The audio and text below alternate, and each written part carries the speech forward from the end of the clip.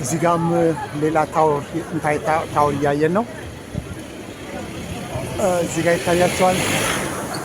በጣም ደስ የሚል የጥንት ታወር ነው።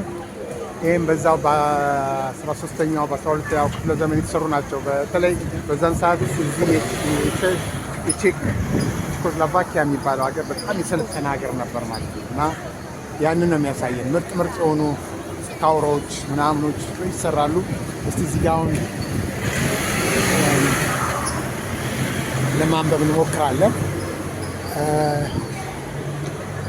በእንግሊዝኛ ላንብላችሁ ይመስለኛል የተሻለ እንትን ሊኖራችሁ። The old town bridge tower was built as a temple art to celebrate the region of Emperor Charles IV and his son Wenceslas IV. Construction commenced soon after the bridge foundation was 1357 በ13ኛው ክፍለ ዘመን ማለት ነው። ማስተር ኦቶ was the first builder followed by Michael of Savoy እና ይኸውላችሁ እንግዲህ ይህ ታወር የተሰራው በ1351 ክፍለ ዘመን ማለት ነው እና ኦልድ ታውን ብሪጅ የአሮጌው ከተማ ብሪጅ ይባላል ማለት ነው። የአሮጌው ከተማ ብሪጅ ይባላል።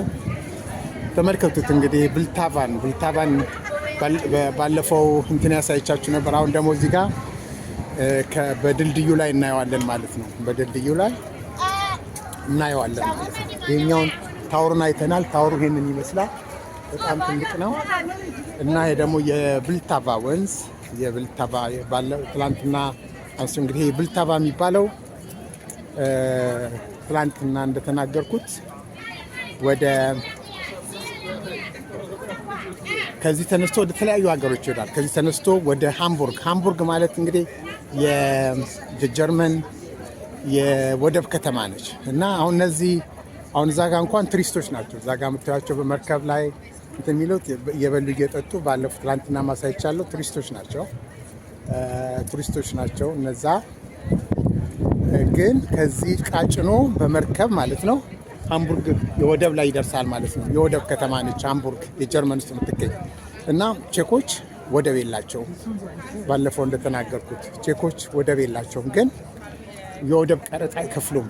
ምክንያቱም ዩሮፒያን ዩኒየን ስለሆነ ዳይሬክት እቃቸውን ከዚህ ጭነው ኤክስፖርት የሚያደርጉትን ወይም ኢምፖርት የሚያደርጉትን የሃምበርግ ወደብ ላይ ሄደው እንትን ይላሉ ማለት ነው። ሃምበርግ ወደብ ላይ ሄደው አራክፈው ወይም ጭነው ይመጣሉ ማለት ነው። ግን 5 ሳንቲም ልክ እኛ እንደምንከፍለው 2 ቢሊየን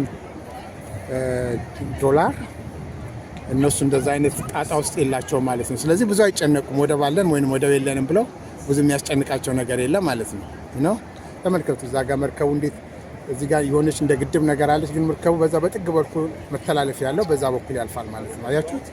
እዛ ጋር ይታያችኋል። መርከቡ ሲያልፍ በዛች በኩል ያልፋል ማለት ነው። በዚህ ጋር ምክንያቱም እንደ ፏፏቴ ነገር አለው፣ እዚህ ጋር የተዘጋ ነገር አለው፣ ግን በዛ በጥግ በኩል ያልፋል ማለት ነው።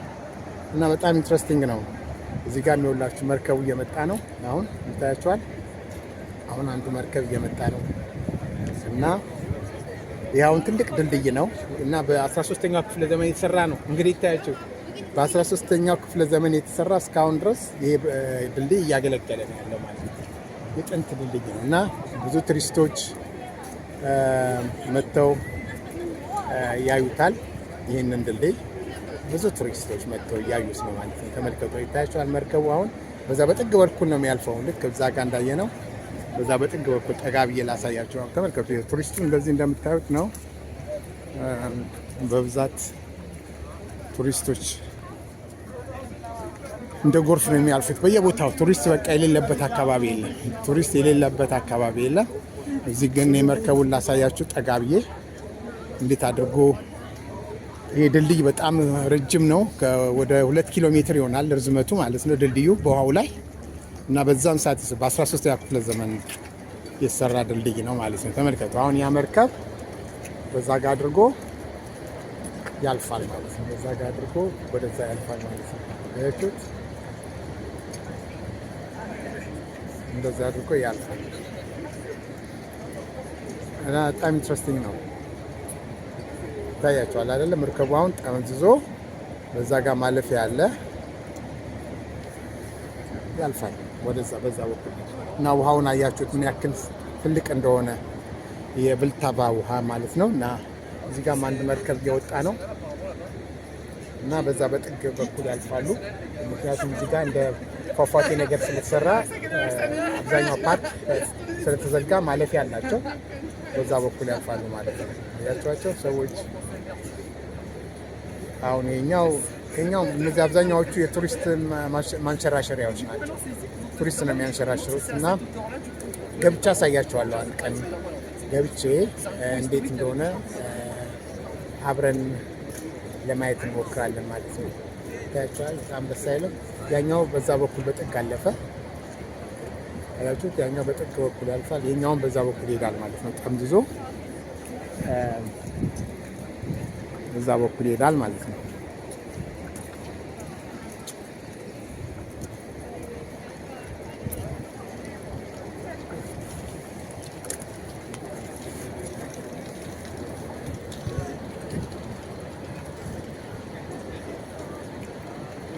አያችሁት? በዛ ይሄዳል በጥግ በኩል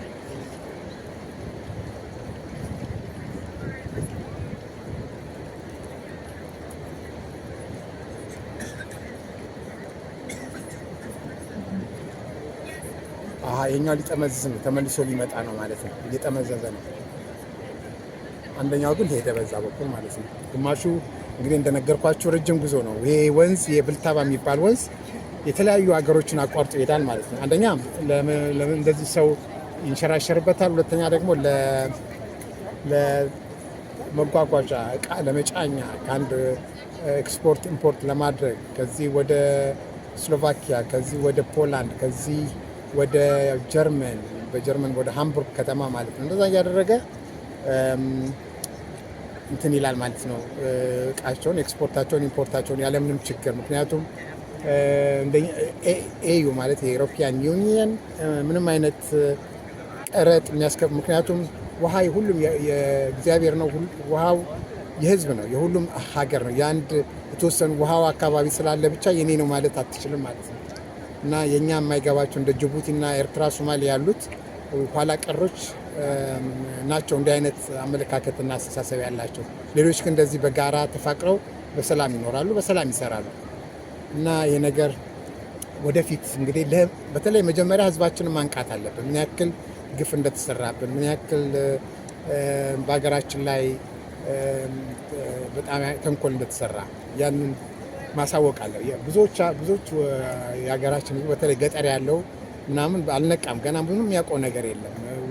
አምኖ ነው የተቀበለው ማለት ነው። ያ ትክክል አይደለም። እና ሀቃችንን ለሁሉም ለህዝባችን ለ120 ሚሊዮን ህዝብ መረዳት አለበት። ከዛ በኋላ ነው ማንኛውም ነገር መጋፈጥ የሚቻለው።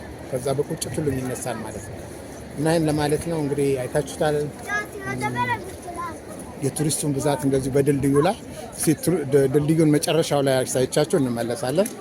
በዛው እንትን ጨርሳለሁ ማለት ነው። በዚህ በኩል እስቲ ደግሞ እኔ የቱሪስቱ ማዕት ጉድ ነው፣ ጉድ ነው። አዎ እዚህ ጋር የሚታያቸዋል የመርከቡ እንደዚህ ትንንሽ መርከቦች ምናምን በቃ ይጓጓዛሉ ማለት ነው። ማዕት መርከብ ይታያቸዋል። በዚህ መልኩ እንግዲህ እና በጣም ኢንትረስቲንግ በጣም እርግጠኝነት ይህን ሀገር እንግዲህ ሳቢ እንደሆነ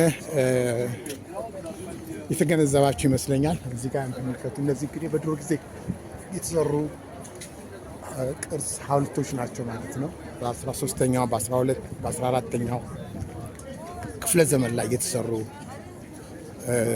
የጥንት እንትኖች ናቸው። እንግዲህ በጥንት ሰዓት በጣም ከፍተኛ እምነት ነበረ እዚህ ላይ። በአብዛኛው ቦታ ላይ መስቀል ታያላችሁ። እንግዲህ አሁን ዩሮፕ ላይ አሁን ትንሽ ችግርም ቢኖር በእምነቱ ጉዳይ ማለት ነው መላላት ነገርም ቢኖር ግን ይኸውላችሁ አሁን እዚህ ጋር መስቀል ይታያቸዋል። እዚህ ጋር ሕፃን ልጅ ይዞ እና በብዛት ድልድዩ ላይ እንደዚህ አይነት ሐውልቶች አሉ።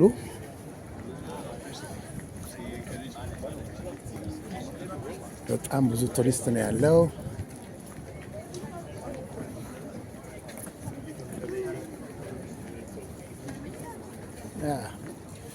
መርከቦች እንደዚህ በእንትን ላይ ያልፋሉ፣ በቪልታቫ ወንዝ ላይ ማለት ነው።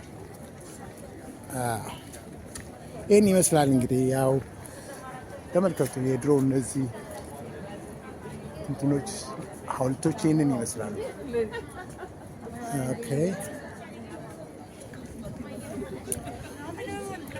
በብዙም እንግዲህ በመቶ ነው አይደለ እንትን የሚቆጠረውም 100 ዓመት እና በ13ኛው ስንት መቶ ዓመት አለፈ ማለት ነው። 7 ወደ 10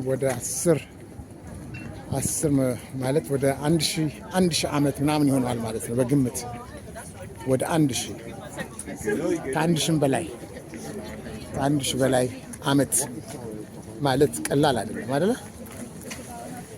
1000 ዓመት በላይ ያስቆጠረ ድልድይ እንደዚህ ምንም ሳይበላሽ ጠንካራ ምን ያክል ጥንካሬ እንዳላቸው ቼኮችን ማየት እንችላለን ማለት ነው። ስራቸው ምን ያክል ጠንካራ እንደሆነ፣ መንገዳቸው ጠንካራ እንደሆነ፣ የሚሰሩት ስራ ሁሉ ጠንካራ እንደሆነ፣ በተለይ የጥንቱ የቼክ ህዝብ በጣም ሰራተኛና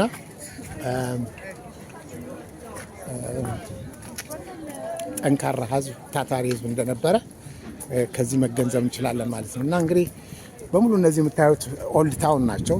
አሮጌ ከተማ ተብሎ ስታሮሜስካ ብለው የሚጠሩት ናቸው። ሌላ አካባቢ ላይ በጣም ዘመናዊ ቤቶች ያሏቸው፣ እዚህ አካባቢ ግን የምታያቸው የጥንት ቤቶች ናቸው ሁሉም፣ አብዛኛው ማለት ነው።